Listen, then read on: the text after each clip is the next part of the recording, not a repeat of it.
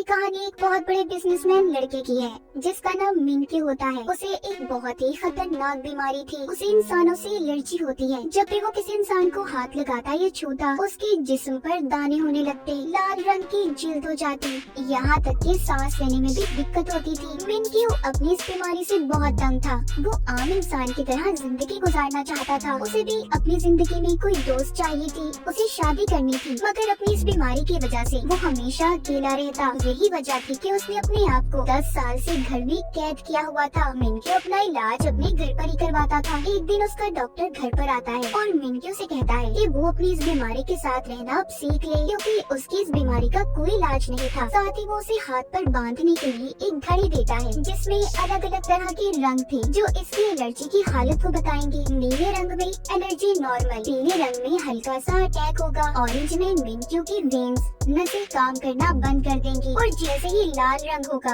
वो कुछ ही देर में मर जाएगा। एक दिन एक साइंटिस्ट मिंक्यू से राब्ता करता है जिसका नाम होंग था। वो बताता है कि उसने अपनी टीम के साथ मिलकर एक रोबोट तैयार किया है जो कि बिल्कुल एक इंसान की तरह काम करेगी। मिंक्यू अगर उसे हाथ भी लगाएगा उसे एलर्जी का अटैक नहीं होगा। साइंटिस्ट होंग उसे इस रोबोट की कीमत $100 बिलियन बताता है। अब अगले दिन जब मिंक्यू लैब में जाकर उस रोबोट को देखता है जिसे देखकर वो हैरान हो गया था। उस रोबोट को एक बहुत ही खूबसूरत लड़की की शक्ल देकर बनाया गया था। जब मिंक्यू उसे हाथ लगाता है तो उसे कुछ भी नहीं होता। ये देखकर तो वो खुश हो गया था। वो रोबोट इसको अपना नाम AJ3 बताती है। मिंक्यू इसे AJ3 रोबोट को खरीदने के लिए तैयार था और बहुत सारे पैसे इस रोबोट पर लगा देता है। अगले दिन जब साइंटिस्ट इस रोबोट को टेस्ट कर रहे थे तो एक साइंटिस्ट सोडा की बोतल को उछाल देता है जिसमें से एक बूंद इस AJ3 के अंदर गिर जाती है। बहुत बड़ा शॉर्ट सर्किट हो गया था और उस रोबोट का प्रोसेसिंग सिस्टम खराब हो जाता है जिससे वो चला करती थी। ये देखकर सारी टीम बहुत ज्यादा परेशान थी क्योंकि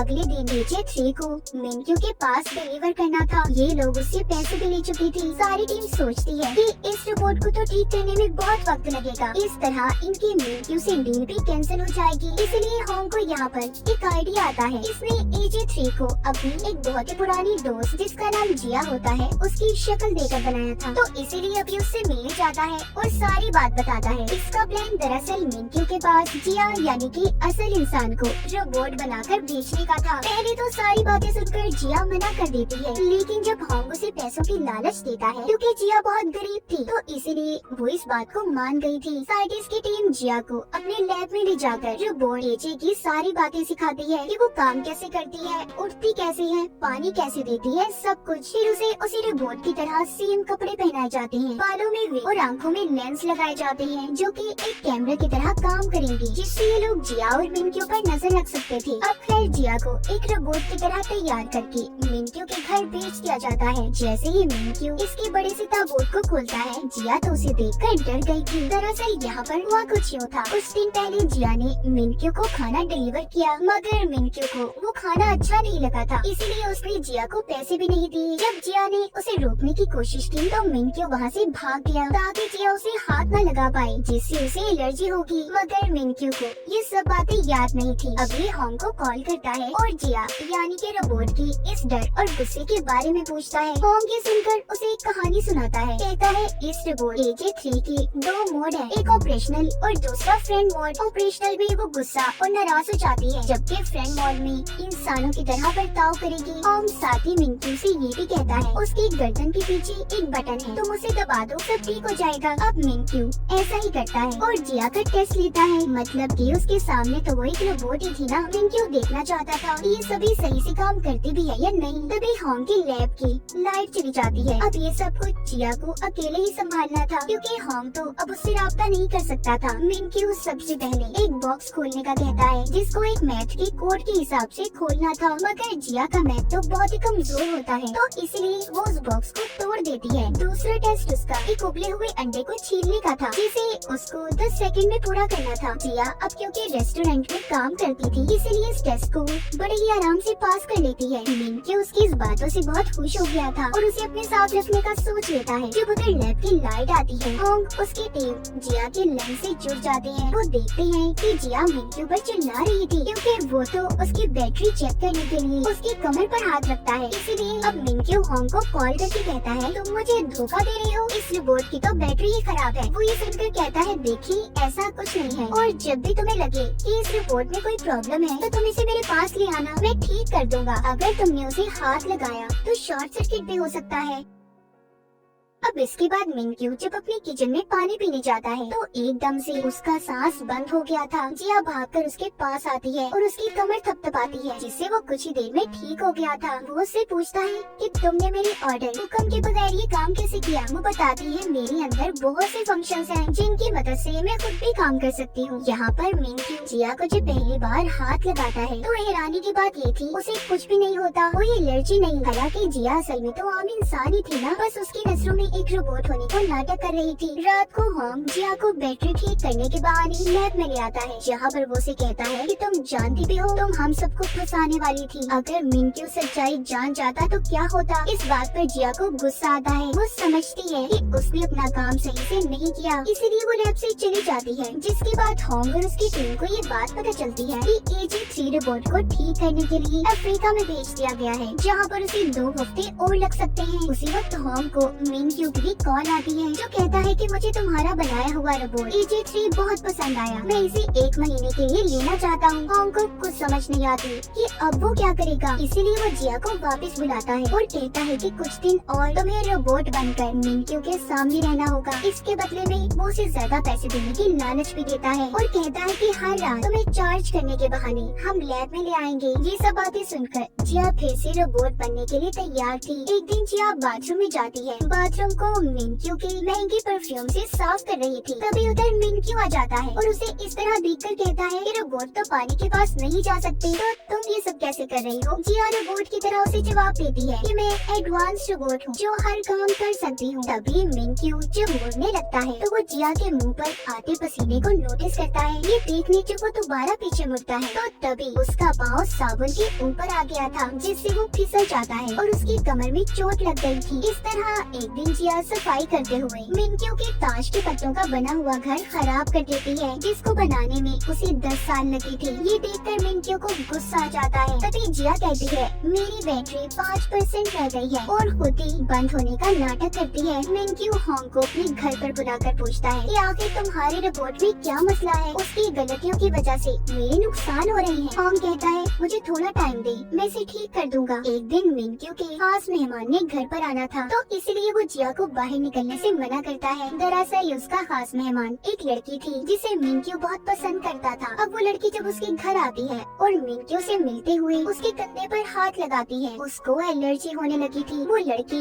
मिंक्यू की इस बीमारी के बारे में नहीं जानती थी, तो इसीलिए वो एक मीटिंग का बहाना बनाकर वहाँ से भागकर घर के अंदर आ जाता है और उस कमरे तक पहुँचने की कोशिश करता है जहाँ पर उसकी एलर्जी के इंजेक्शन थे, मगर कमजोर होने की वजह से इंजेक्शन को नहीं लगा पाता। तभी ये देखकर उधर जिया आती है। मिंक्यू जमीन पर बेहोश पड़ा था। यहीं से कहानी हमें उस वक्त की दिखाई जाती है जब मिंक्यू को ये बीमारी नहीं थी, उसके लिए सब कुछ नॉर्मल था। मिंक्यू ने जब ताश के पत्तों का पहला घर बनाया तो बहुत खुश हुआ। एक दिन छोटे मिंक्यू की बर्थडे पार्टी थी, बहुत से लोग जमा होते हैं, सभी बहुत खुश थे। जब पार्टी से मिंक्यू अपने मॉम डैड के साथ घर जा रहा था तो उसका गुब्बारा उसकी डैड की आंखों के सामने आ गया, जिससे उन्हें सामने से आने वाला ट्रक नजर नहीं आया और उनकी गाड़ी का एक्सीडेंट हो गया, जिसमें मिंक्यू के मॉम डैड मारे गए। उनके फ्यूनरल पर बहुत से लोग जमा थे। तभी मिंक्यू का बड़ा बनने की कोशिश में लगे थे। दरअसल उन्हें मिंक्यू से कोई मतलब नहीं था, वो सब तो इसके डैड की जायदाद के पीछे पड़े थे। तभी एक दिन मिंक्यू को एक लिखा हुआ नोटिस मिलता है जो कि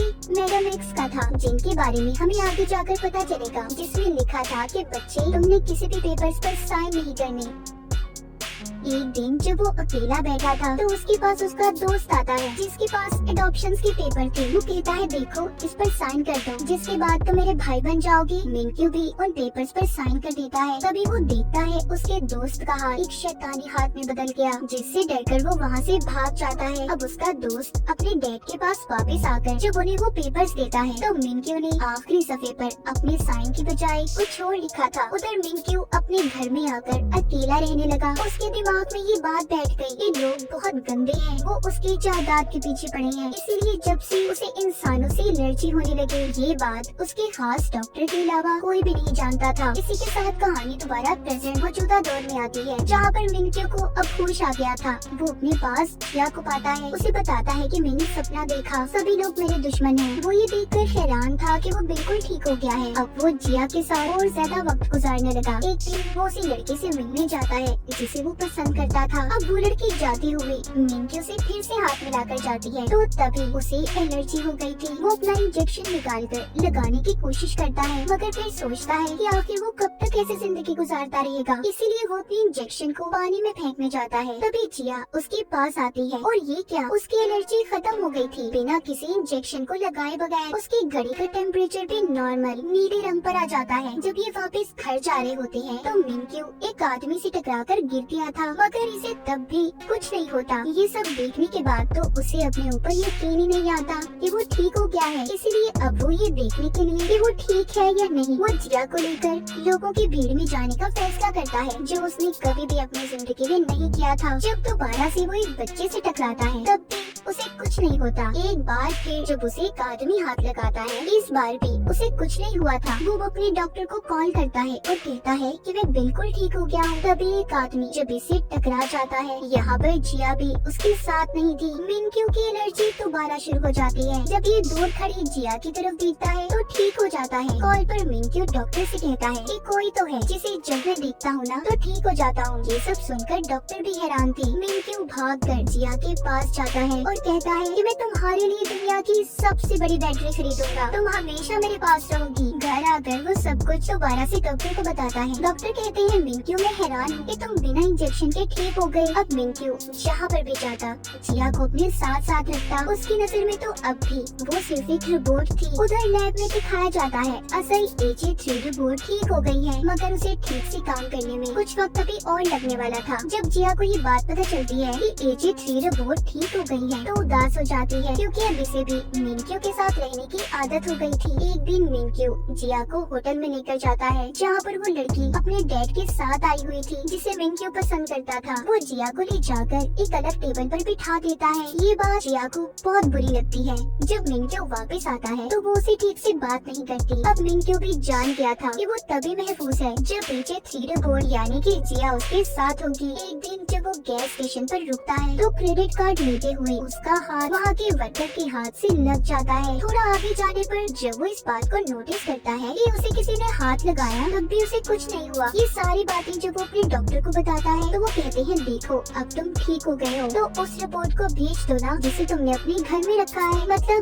जिया की बात हो रही थी यहाँ पर, मगर धीरे धीरे में तो मिंक्यू को जिया से प्यार हो गया था। अब वो होम के पास जाता है और उसे अपने दिल की बात बताता है। ये बात सुनकर वो कहता है कि तुम एक रोबोट की बात कर रहे हो जिसे पहले से डिजाइन किया गया था। मिंक्यू कहता है फिर मैं क्या करूँ, मैं पागल हो रहा हूँ, कैसे भुलाऊं मैं उसकी यादों को। वो कहता है एक रास्ता है, मैं उस रोबोट की सारी यादों को डिलीट कर दूंगा जिससे वो सब कुछ भूल जाएगी और तुम भी कहीं और चले जाना। अब आखिरी बार जिया को AJ3 रोबोट बनाकर मिंक्यू के पास भेजा जाता है। दोनों एक दूसरे को देखते हैं। बाहर बहुत ज्यादा बर्फबारी हो रही थी। आखिरी बार ये दोनों बाहर घूमने जाते हैं, फिर वापस से घर आ गए थे। मिंक्यू जिया का शुक्रिया करता है कि उसने उसे ठीक कर दिया। फिर वो अपने गले से अपनी मोम का दिया हुआ लॉकेट उतार कर पहना देता है। फिर उसके गले लगकर रीसेट का बटन दबाकर बहुत रोता है। उधर AJ3 रोबोट को भी ये बात पता चल गई थी कि मिंक्यू का फोल्डर डिलीट हो गया है। दोनों रात को एक दूसरे को याद करके बहुत रोते हैं। जिया इतना रोती है कि बीमार हो गई थी। अगली सुबह दोनों अपनी जिंदगी की नई शुरुआत करते हैं। जिया अपनी नानी के घर जाने के लिए तैयार थी।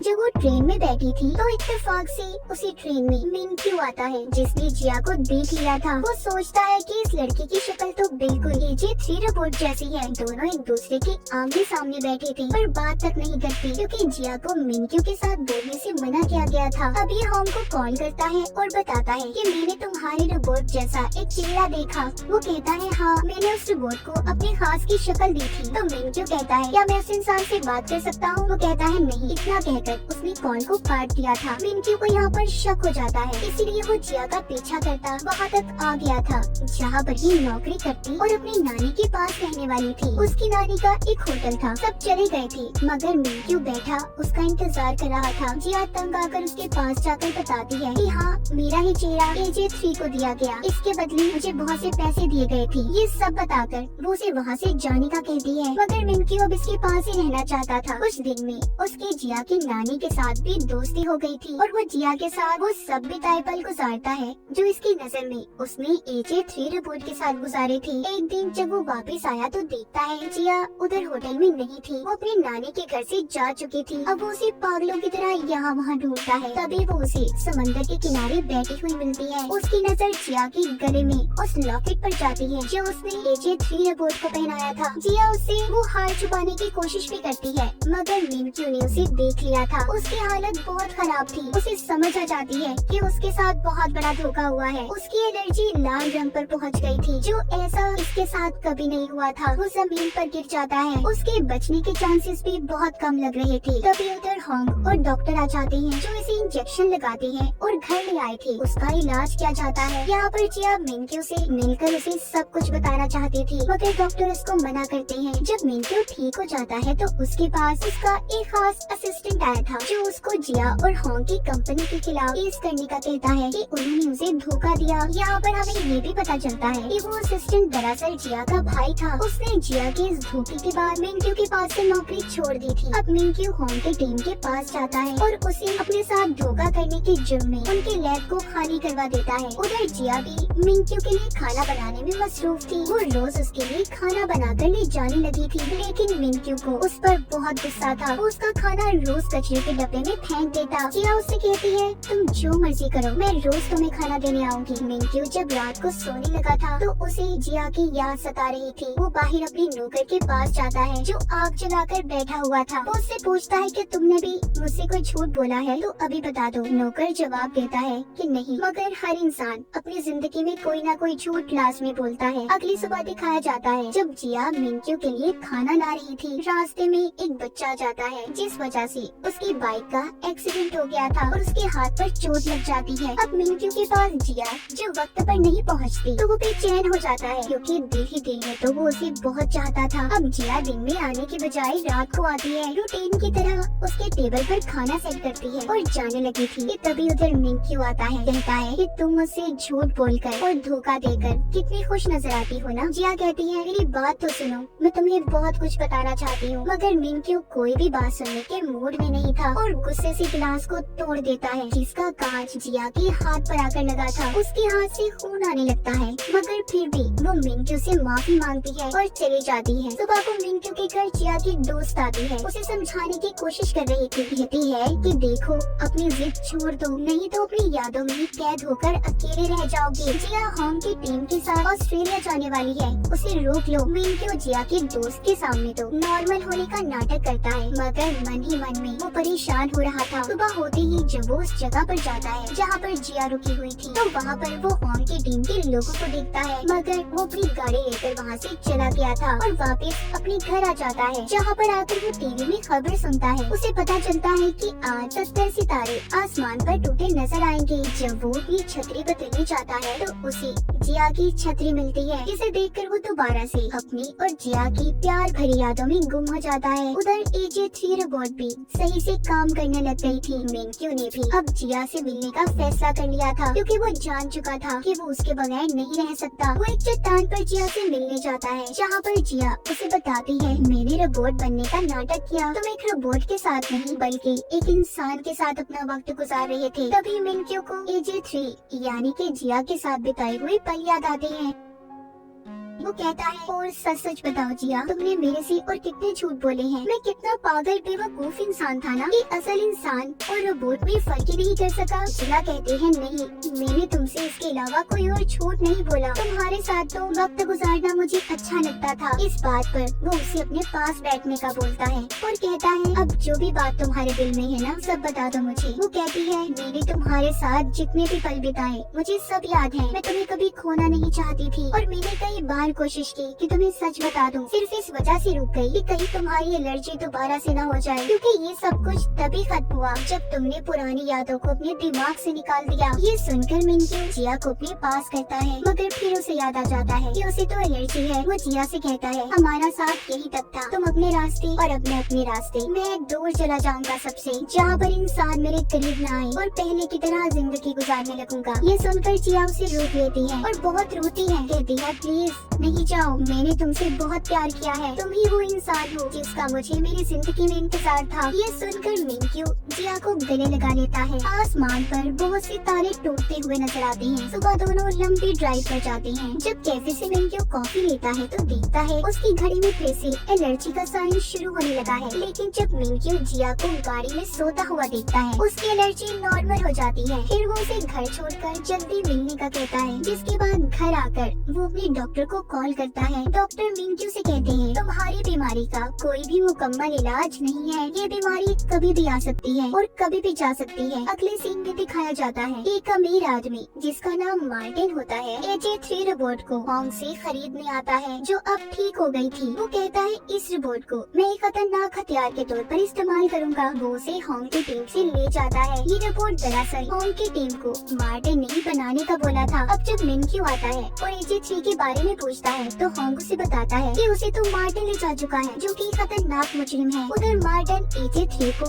एक बड़े से ताबूत में ले जाने के लिए तैयार था। जब वो उस ताबूत को खोलता है तो उसमें रोबोट नहीं थी। दूसरी तरफ वो AJ रोबोट को हम शहर में घूमता हुआ देखते हैं, जिसके पास ना ही कोई यादें थी और ना ही उसे अपने बारे में कुछ पता था। अब मिंक्यू भी अपने घर वापस आ गया था, जहाँ पर उसे छोटा सा क्यूट रोबोट हाय करता है। वो देखता है उसके किचन में जिया और होंग की टीम मिलकर खाना बना रही है। जिया उसे अपने जाने का बताती है, जो सुनकर मिंक्यू उदास हो गया था और बहाने लगाने लगता है। कहता है कि आज मौसम बहुत खराब है और यहीं पर रुक जाना चाहिए। उधर बाहर हम AJ3 रोबोट को देखते हैं, जो अपने अंदर सेव वीडियोस को देख रही थी। एक मार्टिन की वीडियो जिसमें वो कहता है कि वो उसे एक खतरनाक हथियार के तौर पर इस्तेमाल करेगा, जबकि दूसरी वीडियो वो होंग की टीम की देखती है, जिसमें सब कहते हैं तुम एक फ्रेंडली रोबोट हो, इंसानों की दोस्त बनोगी। अब यहाँ पर AJ3 मार्टिन की वीडियो को अपने अंदर से डिलीट करके होंग की टीम की वीडियो को रख लेती है, यानी कि उसने अपने दिमाग में इंसानों से दोस्ती बिठा ली थी। अगले सीन में हम मिंक्यू को मैडम एक्स से मिलते हुए देखते हैं। ये वही लेडी थी जिन्होंने बचपन में मिंक्यू को नोट लिखा था कि किसी पेपर पर साइन मत करना। ये हर वक्त उसकी मदद किया करती थी। अब ये से बताती है मार्टिन एक बहुत ही खतरनाक आदमी है, अगर हमने उसे पकड़वा दिया तो बहुत से लोगों का भला हो सकता है। उसके खिलाफ सबूत एक आदमी के पास है। जिसके बाद मिंक्यू उस आदमी से मिलने जाता है और इसे सबूत देने का कहता है,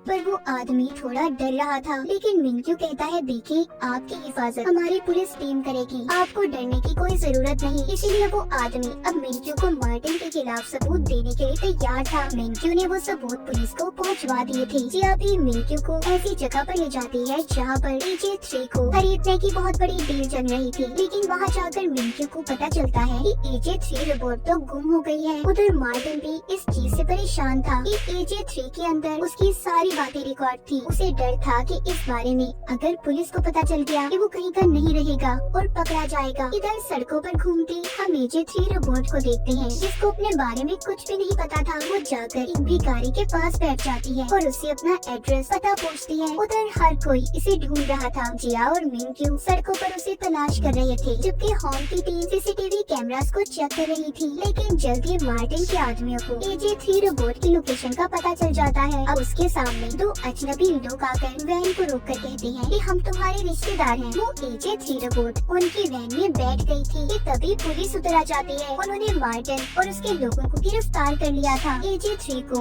होंग की टीम अपने लैब में वापस ले आती है। तभी बहुत खुश थी कि उन्होंने रोबोट को ढूंढ लिया और गलत हाथों में जाने से बचा लिया। जिया और मिंक्यू घर वापस आकर बहुत खुश थे। होंग की टीम और सब मिलकर बैठकर खाना खाती हैं, जहाँ पर बैठे ये AJ3 रोबोट की वीडियोस देख रहे थे। जब वो बाहर इंसानों से मिली, AJ3 ने बहुत अच्छा काम किया था। होंग इन्हें बताता है कि मैं इसका चेहरा बदलने वाला हूँ। उस रात सब मिलकर आखिरी बार उसे अलविदा बोलते हैं। अब मिंक्यू भी मीडिया के सामने अपने बारे में सब बता देता है कि उसे इंसानों से एलर्जी है, लेकिन वक्त के साथ साथ सब ठीक हो रहा है। वो उन सबका शुक्रिया अदा करता है जिनकी वजह से वो ठीक हुआ था। जिया और होंग की टीम वो ये भी बताता है कि वो एक AI रोबोट पर बहुत से पैसे खर्च करने वाला है। इतना बताते ही उसकी मार्केट के शेयर इंजीनियर्स आसमानों से बातें करने लगे। अपनी जिंदगी के सही फैसले लेकर वो बहुत खुश और इत्मीनान नजर आ रहा था। वो जिया को कॉल करता है और रात को खाने पर मिलने का कहता है। अब वो जिया को बताता है कि तुम्हारा भाई अब भी मेरे पास नौकरी नहीं करना चाहता, वो इस्तीफा देने को तैयार है। जिया अब अपने भाई से मिलती है और उसकी बीवी के सामने बात करती है, जिस पर उसकी बीवी उसे नौकरी छोड़ने से मना करती है। अगली सुबह जिया का भाई मिंजू के पास जाकर माफी मांगता है और अपना इस्तीफा भी उसने वापस ले लिया था। इसके बाद कहानी कुछ वक्त बाद की दिखाई जाती है और अब एक नया AI रोबोट लॉन्च करने वाला था। उधर जिया का भाई भी मिंजू की कंपनी का बहुत बड़ा मैनेजर बन जाता है। हम जिया को देखते हैं जो अपनी कंपनी के लैंप्स कस्टमर्स को दिखा रही थी। कुछ देर के बाद उसने मिंजू से मिलने जाना था, जहाँ पर हॉल की टीम और उसके भाई की फैमिली पहले ही मौजूद थी। वो उसके घर आ जाती है। उसके घर के बाहर एक गाड़ी रुकती है, जिसमें से एक फौजी उतरकर बाहर आता है। वो कोई और नहीं